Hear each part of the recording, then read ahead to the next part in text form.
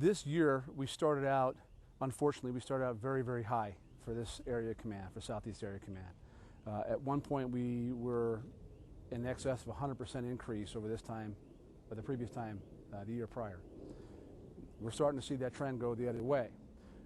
Now we're still higher than we want to be. We're about 54% higher than we were this time last year. There's a multitude of reasons for that. And we have plans in place, and we have initiatives in place to address those, and that's why we think we're driving some of those numbers back down. That 54% increase is 17. We've had 17 homicides in Southeast Area Command this year.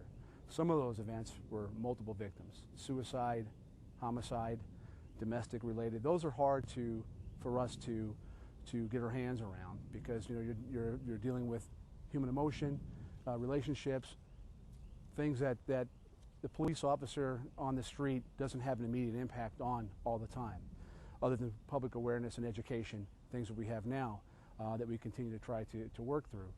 But the other things that we can control are the abuse neglect. And we had 3 deaths this year of children under the age of 18 from abuse neglect. Now, every parent has to tell themselves, am I losing control? Don't shake your child. Don't leave your child in a car. If you're a victim of a domestic abuse situation or abuse neglect situation, you know to call school teachers, other public officials, the police department. If you're a neighbor and you're witnessing any of those things, you have an obligation to call and report. Those are things that we can work together as a community to lower those numbers, because even 1 is too much. Right. Every homicide is horrible, for sure. Yes. But I think most people are wondering, am I in danger, like in this community?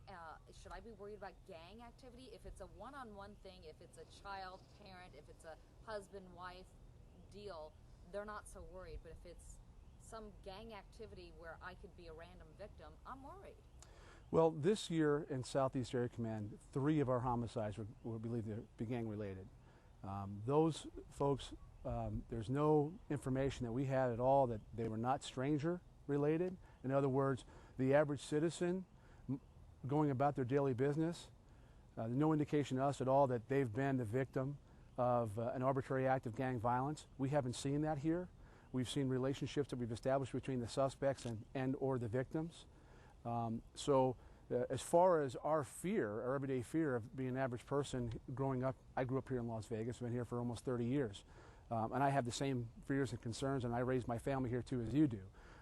But if you ask me if I'm worried about myself or my family, my immediate family, becoming the victim of a gang-related violence, am I concerned? Yes. But is it one of the things that I am most concerned about in this community? Not now.